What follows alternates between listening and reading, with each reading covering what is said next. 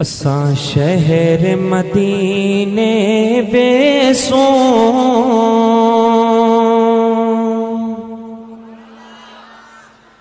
दुखे दिल दा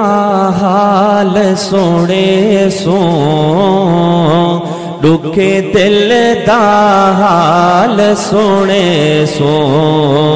असा शहर मदीने वेसों दुखे दिल दा हाल सोने सो दुखे दिल दा हाल सोने सो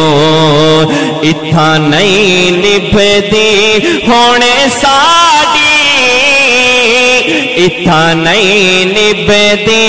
होने साड़ी असा रो रो अर्ज करे सो असा रो रो अर्ज करे सो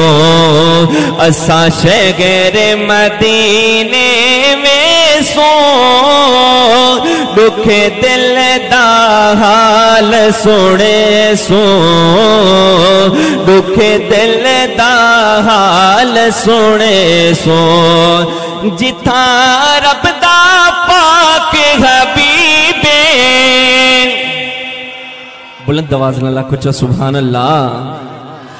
जिथा रब दा पाक हबीबे जिथा रब दा पाक हबीबे उथा अर्श ते फर्श करीबे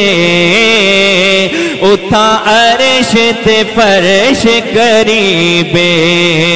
असा फर्श ते सीस निभा के असा फर्श ते सीस निभा के चुम जाली अखियां ठरे सो चुम जाली अखियां ठरे सो आखो असा शहर मदीने वेसो दुखे दिल दा हाल सुने सो दुखे दिल दा हाल सुने सो तोने शहर मदीना दूरे तोने शहर मदीना दूरे असा वंजना यार जरूर असा वंजना यार जरूर साडे दिल दा चैन मदीना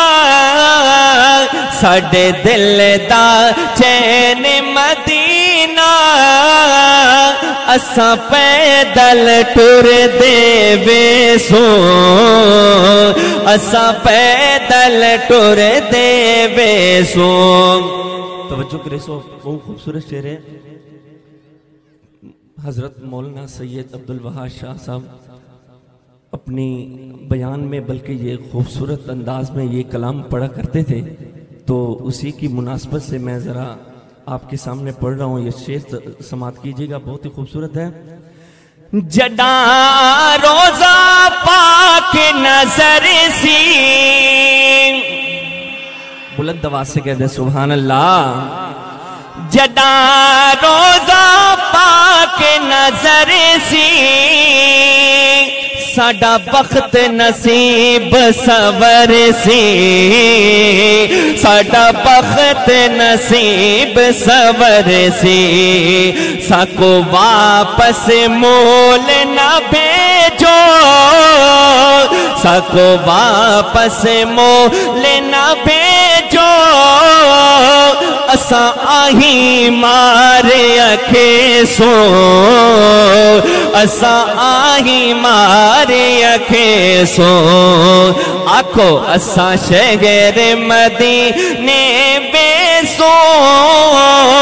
दुखे दिल दा हाल सोने सो दुखे दिल दा हाल सोने सो ताहिर को मुझ शदीदे हुण भालो मेहर दीदी दे,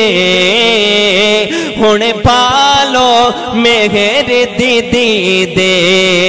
जड्डा कमली हेठ छुपे सो, आका जड्डा कमली हेठ छुपे सो,